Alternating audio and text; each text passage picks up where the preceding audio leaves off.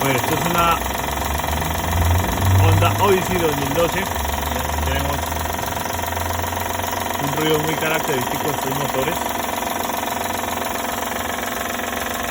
Al parecer es el sensor de la correa.